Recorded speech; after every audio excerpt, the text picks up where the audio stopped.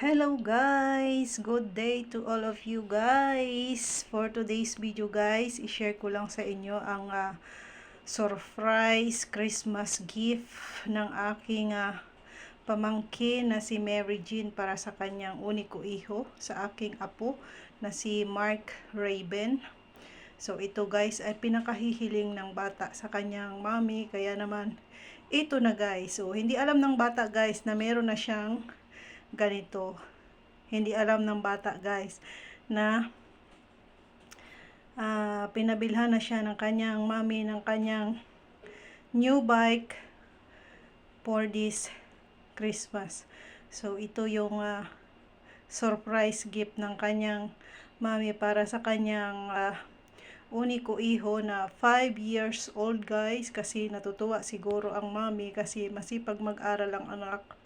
Ayan, kahit bata pa nakikitaan na ng sipag at sigasig sa pag-aaral, kaya naman dahil kaisa-isa, ayan, pinagsisikapan ng aking pamangkin guys na maibigay yung pangangailangan ng aking apo. At natutuwa naman ako guys kasi kaya nga mai-provide ng aking pamangkin ang pangangailangan ng kaniyang anak. So tama-tama lang ito guys para sa isang 5 years old na bata. O, kita pa yung paa ko guys. O, kita ang aking paa. So tama-tama lang ito para sa aking apo na si Mark Raven. So ayan, meron ding lagayan ng baon-baon pag magbabike siya.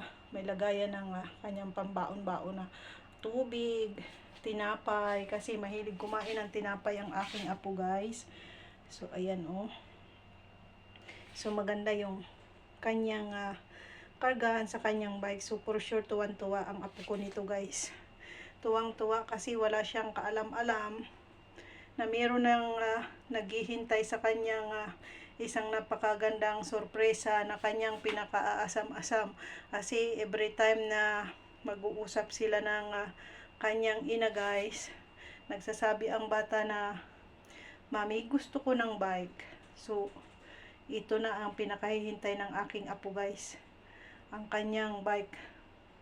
Kahit sino naman sigurong magulang guys, ayan, pag responsabling magulang ay ipoprovide at ipoprovide nila yung pangangailangan ng kanilang anak, ayan, sa abot ng kanilang makakayanan, di ba?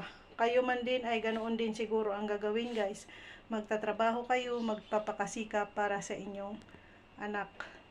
Hindi naman ibig sabihin guys na binibili natin yung bawat hilingin sa atin ng ating anak ay sinasanay natin sa luho ang bata. Isa lang yan ang ibig sabihin, na patunay na nagpapakasikap tayo bilang magulang na maging isang responsabling magulang pag napoprovide natin yung mga simpleng pangangailangan ng ating anak. Saka maka-exercise din ito guys, maka-exercise. So syempre, kung bago ka pa lang sa aking channel, baka naman, ayan, subscribe to my channel and then click the bell button, select all para lagi kang updated sa mga susunod ko pang upload na video. And hoping na nagustuhan nyo ang aking pag-share ng munting sorpresa na nakahanda para sa aking apo. Ayan, sorpresa mula sa kanyang mommy, Mary Jean. Ayan. Shout out, and Happy Christmas po sa inyong lahat. And hanggang dito na lang ang ating video guys. Thank you for watching. Hope everybody's happy. Bye-bye. And God bless everyone. Pasensya na sa ugoy-ugoy.